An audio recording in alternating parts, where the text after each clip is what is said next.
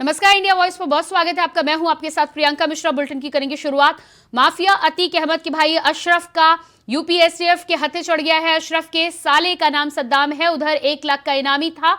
उमेश पाल हत्याकांड के बाद से फरार चल रहा था। सद्दाम को दिल्ली से गिरफ्तार किया गया है, जिसकी गिरफ्तारी यूपी एसटीएफ के द्वारा की गई है। यूपी एसटीएफ के हत्थे बड़ा सद्दाम उमेश पाल हत्याकांड का आरोपी चढ़ा है। आपको बता दें कि जानकारी यह भी है कि सद्दाम उमेश पाल हत्याकांड के बाद दुबई भाग गया था। कुछ महीने दुबई रुकने के बाद भारत वापस लौट के आया है। अभी सद्दाम दिल्ली में छुपा हुआ था, जहां पर एसटीएफ ने उसे धर दबोचा है।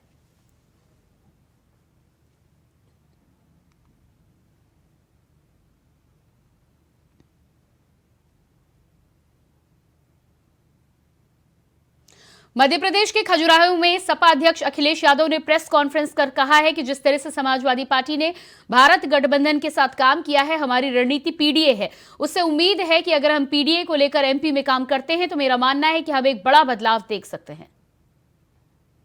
ये तो आपसे सूचना मुझे मिल रही, बताओ खबर किससे मिल रही है? खबर देने वालों से। मैं आपका धन्यवाद देता हूँ कि अगर सकारात्मक बातचीत चल रही है तो सकारात्मक बातचीत का सूत्र क्या है आपके पास?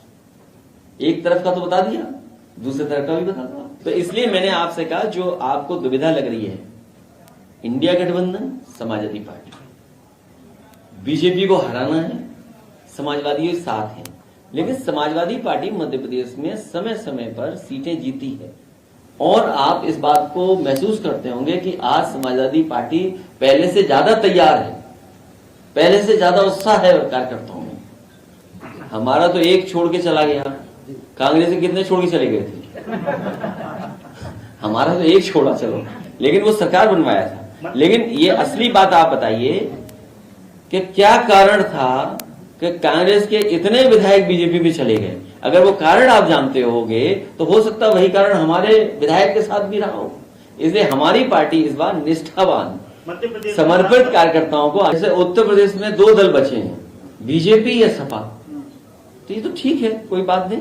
लेकिन इधर समाजवादी पार्टी के प्रति झुकाव बढ़ा है, और झुकाव इसलिए बढ़ा है कि जो समाजवादी पार्टी का सिद्धांत रहा है, जो डॉक्टर राम मनोहर लोहिया का सपना था, या बाबा साहब भीमराव अम्बेडकर जी ने जो रास्ता दिखाया, या नेताजी का जो संघर्ष का रास्ता रहा, वो सिद्धांत आज धीरे धीरे गांव तक पहुंच गया। और देखिए उसका परिणाम क्या है।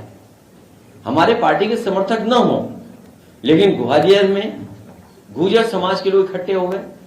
वो चाहते हैं जाति गणना हो, वो चाहते हैं उन्हें आरक्षण में जिस तरीके से और जगह स्थान है उसी तरह का आरक्षण बढ़ाया जाए मध्य प्रदेश में। क्या कारण है कि उत्तर प्रदेश में कितना आरक्षण मिल रहा है कृष्णों को, मध्य प्रदेश में कम क्यों है? और सबसे बड़ा चमत्कार तो ये देखिए आप कि कांग्रेस पार्टी भी जाति गणना और आरक्षण की बात करने लगी। तो कहीं ना कहीं बाबा साहब का दिया हुआ संविधान, डॉक्टर राम मनोहर लोहिया जी का सिद्धांत, वो जनता तक पहुंच रहा है। और जिस तरीके से गुर्जर समाज या और समाज के लोग आगे आए हैं, जो पीडीए की बात कह रहे हैं, उससे सहमत हैं, यहाँ परिवर्तन होना निश्चित है। और समाजवादी पार्टी इन सिद्धांतों को लेकर इंडिया गठबंधन के अंदर जो दलों का तालमेल है, हमें उम्मीद है दलों का तालमेल बनेगा, क्योंकि यहाँ भी तालमेल बनना है, उत्तर प्रदेश में भी तालमेल बनना है। अभी तो हमारी तैयारी स्वतंत्र है। कल अगर हम टिकट मांगने जाएंगे, गठबंधन में जाएंगे, तो आप में अगर ताकत नहीं होगी तो कौन टिकट आपको दे देगा? विधानसभा सीट में बीजेपी और कांग्रेस के उम्मीदवार मतलब घोषित हो चुके हैं, लेकिन इनके जो भगोड़े लोग हैं, क्या उनका इंतजार कर रही है समाजवादी? नहीं, भगोड़े लोग मत बोलिए, सिद्धांत वाले लोग जो हैं जो संघर्षशील है नेता। ये राजनगर यही विधानसभा है, और आप लोग जानते होंगे जो विधायक हैं वो कभी समाजवादी पार्टी से उन्होंने ओपनिंग की थी। देखिए, मैंने इस सवाल का जवाब कई मौकों पर कई स्थानों पे दिया है। इस इंडिया अलायंस में बहुत सी चॉइस है। आपको उम्र के हिसाब से चॉइस चाहिए तो उम्र के हिसाब से चॉइस है आपके पास, कम उम्र का चाहिए तो वो भी आपके पास है, ज्यादा उम्र का चाहिए वो भी है आपके पास, मुख्यमंत्री चाहिए वो भी है, पूर्व मुख्यमंत्री है वो भी है। फिर अगर आपको जाति के हिसाब से चाहिए हो पिछड़ा चाहिए हो, अगड़ा चाहिए हो, दलित चाहिए हो, मुस्लिम चाहिए हो, वो भी हमारे पास है। तो हमारे पास कितनी चॉइस है, सोचिए आप। पंजाब पुलिस ने 2015 के मादक पदार्थ मामले में गुरुवार को कांग्रेस विधायक सुखपाल सिंह खेरा को गिरफ्तार कर लिया है। बताया जा रहा है कि पुलिस अधीक्षक मनजीत सिंह के नेतृत्व में पंजाब पुलिस की एक टीम ने सुबह 6:30 बजे सुखपाल सिंह खेरा के चंडीगढ़ स्थित आवास पर छापा मारा। विधायक के बेटे फेसबुक पेज पर लाइव आकर दिखाया कि पंजाब पुलिस की एक टीम सुखपाल सिंह खेरा को पकड़ने के लिए उनके आवास पर पहुंची थी। वहीं नई गिरफ्तारी के बाद पहली बार सुखपाल सिंह खेरा का बयान सामने आया है, जिसमें उन्होंने कहा है कि भगवंत मान खून का प्यासा हो गया है। मुझे आश्चर्य नहीं होगा अगर वो मुझे शारीरिक रूप से ही खत्म कर दें। मुझे बहुत कुछ खतरनाक महसूस हो रहा है।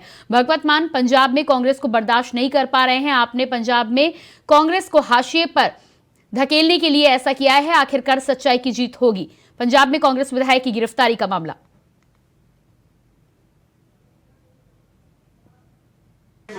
ऐसा है, ये प्योर बदलाखोरी है।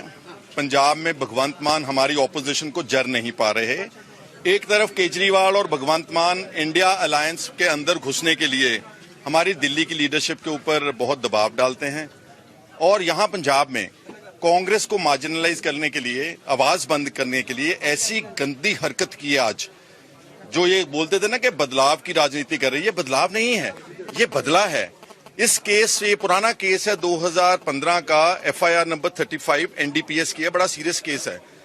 और इस केस में 8-9 साल के बाद मेरे को आज नामजद कर दिया, जबकि इसी केस को लेकर के जब मेरे को कोर्ट ने तलब किया था 2017 में, honourable supreme court of India and 5 जजेस constitutional bench has ruled in my favour कि ये जो समनिंग है फाजिलका की कोर्ट को FIR।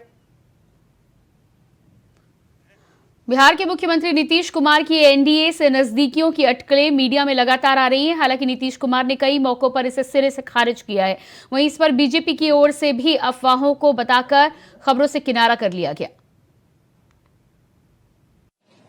पार्टी है वो कन्फ्यूज का पार्टी, उसका काम ही है भ्रम फैलाना, कन्फ्यूज की करना। अब रोज चलता रहता है ये गोदी मीडिया जो है, ये गोदी मीडिया में रोज चलता रहता है। क्या चलता है गोदी मीडिया में कि नीतीश कुमार से भारतीय जनता पार्टी बहुत नजदीकी बढ़ रही है। अरे बहुत नजदीकी बढ़ रही है तो सलाहकार हैं आप नीतीश कुमार जी को।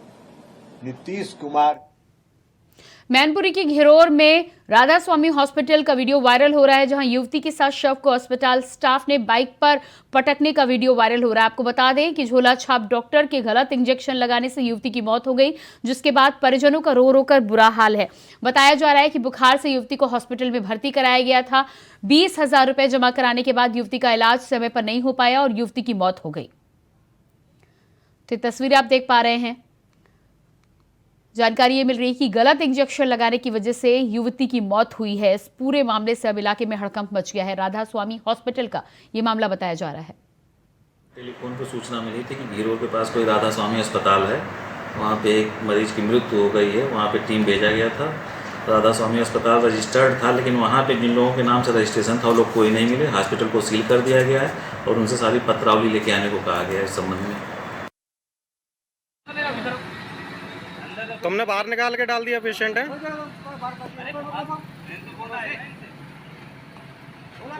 जब गाड़ी आई नहीं आपको जल्दी पड़ गई क्या? तो ये तस्वीरें आप देख पा रहे हैं किस तरह से यहाँ पर युवती को अस्पताल से बाहर बाइक पर फेंक दिया गया है। हैरान और परेशान कर देने वाली ये तस्वीरें हैं। इस पूरे मामले में सीएमओ का भी बयान आया। साफ तौर पर उनका कहना है कि अस्पताल स्टाफ पहुंचा था, अधिकारी पहुंचे थे, लेकिन स्टाफ के साथ ही साथ अस्पताल में जिनका रजिस्ट्रेशन है, जो ओनर है अस्पताल के, वो कोई नजर नहीं आया, जिसके बाद अस्पताल को यहां पर सील कर दिया गया है। लेकिन यहां पर स्वास्थ्य के साथ खिलवाड़ कर देने वाला स्वास्थ्य विभाग की लापरवाही का ये मामला सामने आया है कि किस तरह से इस तरह के झोला छाप डॉक्टरों के अस्पताल चलते हैं, नकली अस्पताल चलते हैं। और इस तरह जब मरीज के साथ कोई हादसा हो जाता है तो इस तरह से मरीज को उठाकर बाहर अस्पताल के पटक दिया जाता है। तस्वीरें आप ये देख पा रहे हैं। अस्पताल के साथ ही साथ पूरे स्वास्थ्य विभाग की लापरवाही, अनदेखी का ये नतीजा यहाँ पर साफ तौर पर सामने आ रहा है। इससे स्वास्थ्य विभाग की लापरवाही कही जाएगी कि इस तरह के अस्पतालों का रजिस्ट्रेशन भी होता है और इस तरह के झोला छाप डॉक्टरों वाले अस्पताल चलते भी रहते हैं जिनमें मरीजों की जान के साथ लगातार खिलवाड़ किया जाता है। तुमने बाहर निकाल के डाल दिया पेशेंट है। देख रहे हैं किस तरह से आप यहाँ पर लोग शिकायत करते हुए नजर आ रहे हैं, लेकिन अस्पताल का जो स्टाफ है उसके कान पर जू तक नहीं रेंग रही।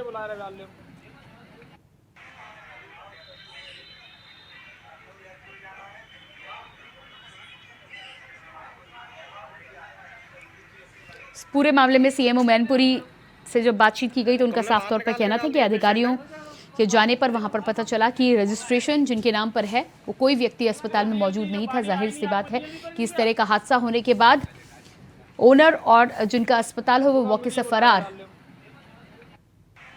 होने का रास्ता ढूंढते हुए नजर आते हैं। ऐसे में अस्पताल को अब पूरी तरह से सीएमओ के द्वारा सील करा दिया गया है।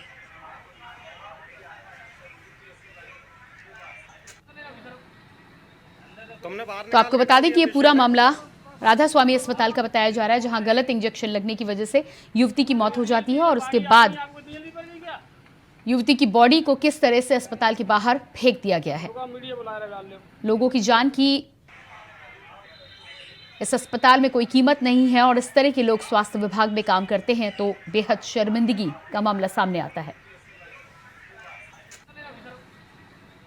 तुमने बाहर निकाल के डाल दिया पेशेंट है। मैनपुरी का यह मामला बताया जा रहा है जिस पर सीएमओ के द्वारा अब आगे कार्रवाई की गई है, लेकिन इस तरह के अस्पताल न जाने कितने अस्पताल झोला छाप चलते हैं और लोगों की जान के साथ खिलवाड़ करते हैं। इस पूरे मामले में आगे देखना होगा कि क्या कुछ कार्रवाई होती है।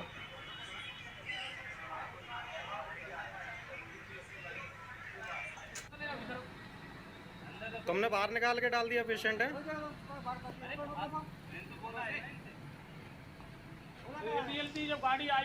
तो लगातार आप ये जो तस्वीरें देख रहे हैं मैनपुरी के अस्पताल राधा स्वामी अस्पताल की ये तस्वीरें हैं। बताया जा रहा है कि युवती बुखार से पीड़ित थी जिसकी वजह से युवती को अस्पताल में भर्ती कराया गया था। युवती को अस्पताल में भर्ती कराने के बाद 20,000 रुपए भी लिए जाते। और इसी खबर पर हमारे साथ मैनपुरी से संवाददाता मुकेश कुमार जुड़ चुके हैं। जी मुकेश, जिस तरह से राधा स्वामी अस्पताल में युवती की जान के साथ यहाँ पर खिलवाड़ किया गया है, क्या है पूरा मामला? जी हाँ, आपको बताते चले मैनपुरी के नगला ओम के निवासी गिरीश चंद्र अपनी पुत्री जो बेटी है जो भारती उसको दिखाने के लिए प्राइवेट जिला अस्पताल पहुंचे थे। प्राइवेट जिला अस्पताल में भर्ती कराए जाने के बाद कुछ देर बाद ही उसकी मौत हो गई। मौत होने के बाद परिजनों को इसकी जानकारी नहीं दी है क्योंकि जिला अस्पताल के स्टाफ द्वारा जो इस मोटरसाइकिल पर भारती के पिता उसको लेकर आए थे उसी मोटरसाइकिल पर उसको रख दिया गया और कह दिया गया कि यहाँ से इसको ले जाइए। बिना सूचना दिए ही ये परिजनों को काफी देर बाद हुई। और उसमें एक वीडियो में जो रो रही है वो भारती की बुआ है मनीषा। उसने बताया है कि वो 2 दिन से यहीं उपचार करा रही थी और कुछ खाने के बाद इसकी हालत बिगड़ने के बाद ही इसको भर्ती कराया गया था, जिसके बाद चिकित्सकों ने उसको मृत होने के बाद सब छोड़ के एक बार वहां से चले गए। जी बिल्कुल। तो मुकेश, जिस तरह से यहाँ पर ये जानकारी सामने आ रही है, इस पर अब सीएमओ का भी बयान सामने आया है। क्या कुछ कार्रवाई हुई है? क्या किसी स्टाफ की या जो डॉक्टर इलाज कर रहे थे उनकी गिरफ्तारी हुई है? जी हाँ, पोदाचल मैनपुरी के रमेश चंद्र। जी बिल्कुल मुकेश, इस तमाम जानकारी के लिए आपको बहुत बहुत धन्यवाद।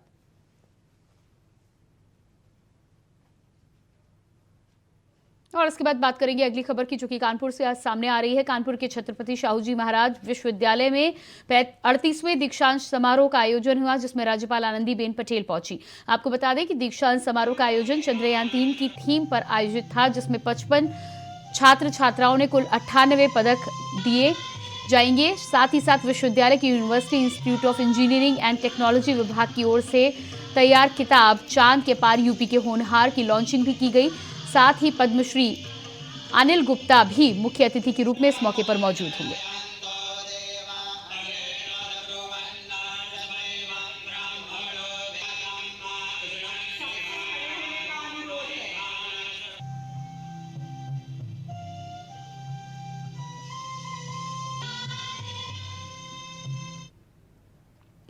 हजारीबाग में स्वच्छता ही सेवा के अंतर्गत नगर निगम के द्वारा विभिन्न स्कूलों के माध्यम से साइकिल रैली निकाली गई, जहां 400 से ज्यादा बच्चे इस रैली में शामिल हुए।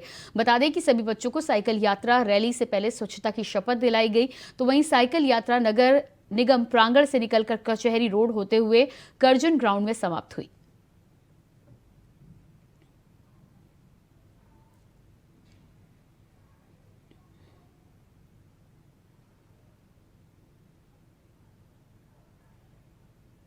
लोहरदगा में ईद मिलादुन्नबी नबी का त्योहार धूमधाम से मनाया गया और इस मौके पर शहरी क्षेत्र के जामा मस्जिद में अंजुमन इस्लामिया के ओहदेदारी की अगुवाई में पगड़ी पोशी कर जुलूस निकाला गया, जिसमें बड़ी संख्या में मुस्लिम धर्मावलंबी शामिल हुए। आपको बता दें कि त्योहार के मद्देनजर सभी चौक चौराहों पर बड़ी संख्या में पुलिस बल की तैनाती की गई थी। साथ ही ड्रोन कैमरा व सीसीटीवी कैमरा के माध्यम से नजर रखी जा रही थी। तो वहीं मौके पर अंजुमन इस्लामिया के सदर हाजी अफसर कुरैशी के ईद मिलादुन्नबी की बधाई देते हुए कहा है कि त्योहार सद्भावना और प्रेम का प्रतीक है, जो समाज को आपसी भाईचारा बढ़ाने का संदेश देता है। साथ ही साथ इस साल सामूहिक दुआ का भी आयोजन किया गया था, जिसमें राज्य व देश के लिए अमन, चैन एवं तरक्की की दुआ मांगी जाती है।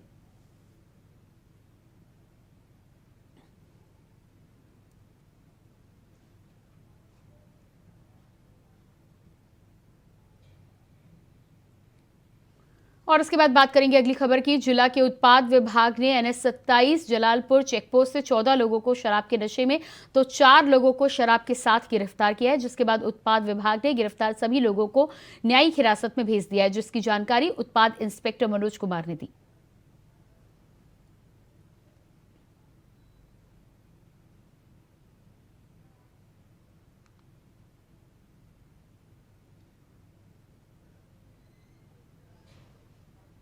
संभल जिले के गुन्नौर कोतवाली इलाके में तैनात क्राइम इंस्पेक्टर को दुष्कर्म पीड़िता किशोरी से मोबाइल पर अश्लील बातें करना भारी पड़ गया। बातचीत के 2 ऑडियो वायरल होने पर एसपी ने इंस्पेक्टर को तत्काल निलंबित करते हुए पूरे मामले की जांच एएसपी को सौंप दी है। बता दें कि दुष्कर्म की घटना बीते जून महीने में हुई थी, जिसकी तहकीकात गुन्नौर कोतवाली में तैनात क्राइम इंस्पेक्टर अशोक कुमार कर रहे थे। पीड़ित परिवार के मुताबिक इंस्पेक्टर अशोक कुमार ने अपनी रिपोर्ट तैयार करने का हवाला देकर दुष्कर्म पीड़िता से कई बार पूछताछ की। यही नहीं, मोबाइल फोन पर पूछताछ में मेडिकल के दौरान दुष्कर्म पीड़िता के साथ क्या क्या हुआ और किन किन चीजों के सैंपल लिए गए, तमाम सवाल किए गए। दुष्कर्म पीड़िता के साथ इस तरह के सवाल कई बार किए गए, जिसकी बातचीत के 2 ऑडियो वायरल भी हुए हैं। फिलहाल अब इस पूरे मामले में जांच एसएसपी करेंगे।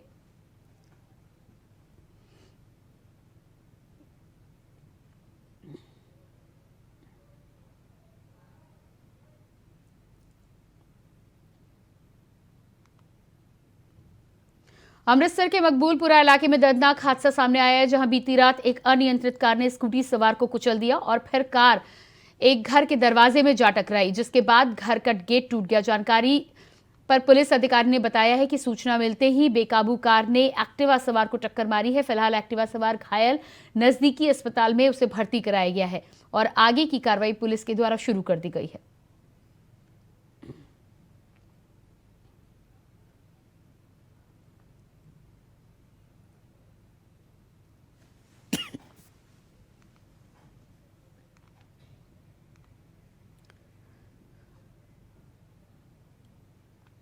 सिद्धार्थनगर में जश्न ईद मिलाद उन नबी पर्व बड़े धूमधाम के साथ इसे मनाया गया। साथ ही साथ डुमरियागंज में जुलूस निकालकर मुस्लिम समुदाय ने लोगों ने खुशी का इजहार किया। साथ ही जगह जगह स्टॉल लगाकर जुलूस में शामिल आए लोगों को पानी और नाश्ते का इंतजाम किया जा रहा था। बता दें कि पर्व मुस्लिमों के आखिरी पैगंबर हजरत मोहम्मद साहब के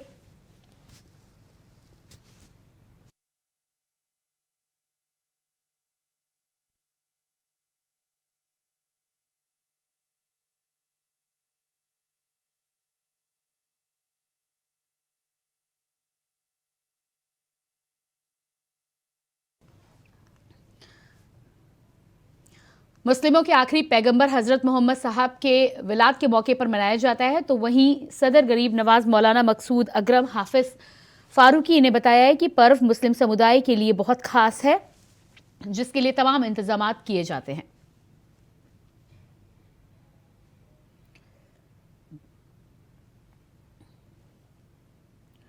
मोतिहारी जिला पूर्वी चंपारण अति पिछड़ा आरजेडी सामाजिक जागरूकता में राजद के सम्मेलन में जमकर हंगामा और मारपीट हुई। बता दें कि सम्मेलन में दो नेताओं के समर्थक आपस में भिड़ गए, जिससे कि स्थिति बिगड़ गई और एक गुट ने दूसरे पक्ष पर जमकर पिटाई कर दी। बताया जा रहा है कि मंच पर कुर्सी पर बैठने को लेकर यह विवाद हुआ था। ये विवाद इतना बढ़ गया कि दो पक्षों में जमकर मारपीट देखने को मिली।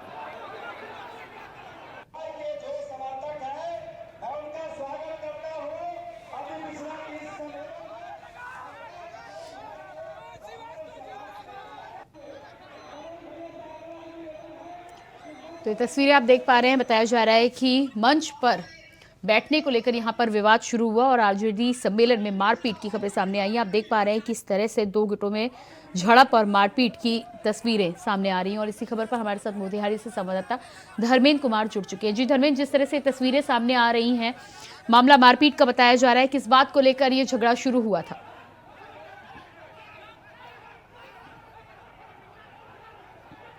धर्मेंद्र, क्या मेरी आवाज आपको मिल पा रही है? शायद संपर्क हमारे यहाँ पर टूट गया है, लेकिन तस्वीरें आपको लगातार हम दिखा रहे हैं। मंच पर कुर्सी पर बैठने को लेकर यह विवाद बताया जा रहा है कि नेताओं के समर्थक आपस में इस बात को लेकर भिड़ गए और उसके बाद दो गुटों में भारी मारपीट यहाँ देखने को मिली। आप देख पा रहे हैं किस तरह से बड़ा सम्मेलन था। बड़े सम्मेलन में मंच पर कुर्सी पर बैठने को लेकर दो नेताओं के समर्थकों के बीच में ये झड़प मारपीट देखने को मिली है।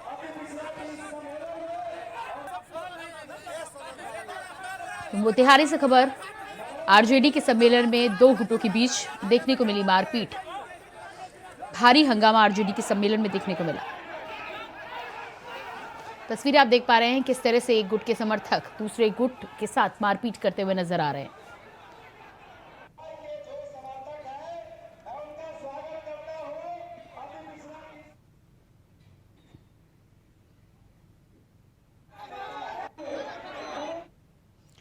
बिहार में राजपूत और ब्राह्मण नेता आमने सामने हैं। दरअसल सूबे के सत्ताधारी महागठबंधन की सबसे बड़ी पार्टी आरजेडी के राज्यसभा सांसद डॉक्टर मनोज झा ने संसद में महिला आरक्षण पर चर्चा के दौरान एक कविता सुना दी।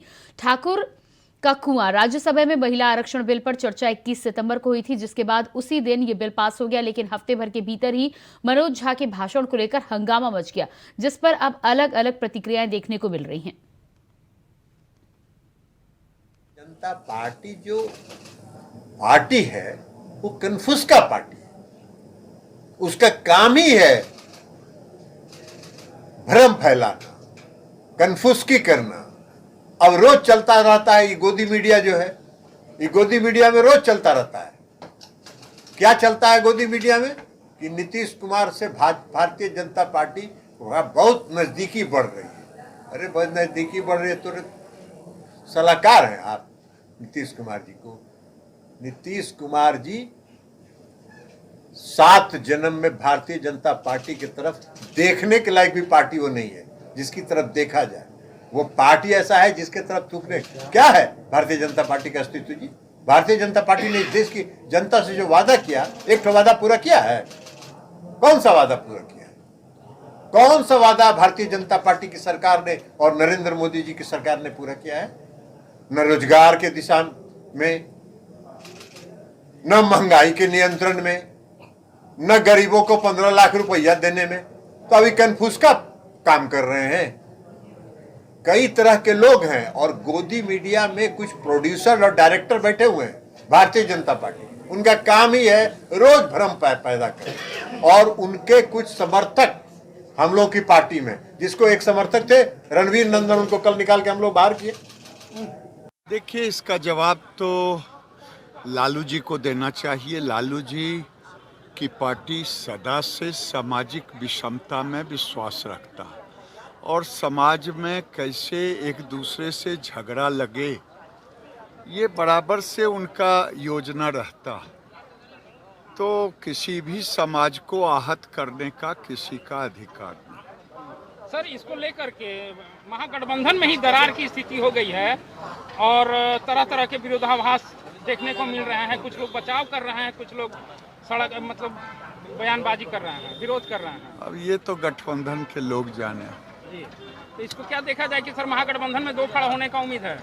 अरे ये हम जाने, महागठबंधन जाने उसका काम, लेकिन ये किसी को अधिकार नहीं कि किसी के समाज के को आहत पहुंचे। किस तरह से आप देखिए, मनोज झा जी राज्यसभा के सदस्य हैं, जिस तरह उन्होंने ठाकरों के खिलाफ बयान दिया है, निश्चित तौर पर निंदा का बात है। माननीय, हमको लगता है कि माननीय मनोज झा जी दिल्ली यूनिवर्सिटी में घिस तीर के पास होकर प्रोफेसर बने। ठाकरों को गाली मत दो मनोज झा जी, मैं चेतावनी देता हूँ। ठाकुर वो आग है, अगर आग लगेगा तो कोई दमकल भी बुझाने वाला पानी नहीं मिलेगा।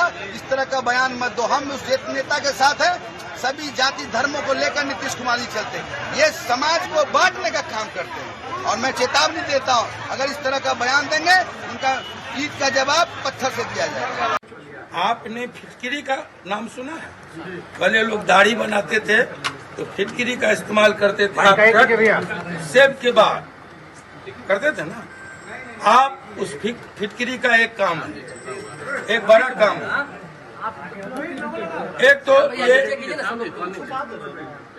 कीटाणुनाशक है, और दूसरा काम क्या है कि 1 टन 1 क्विंटल आप 1 ड्रम दूध ले लीजिए, 1 ढेला फिटकिरी उसमें डाल दीजिए, दूध फट जाएगा। ठीक है सर, जमने ही नहीं देगा।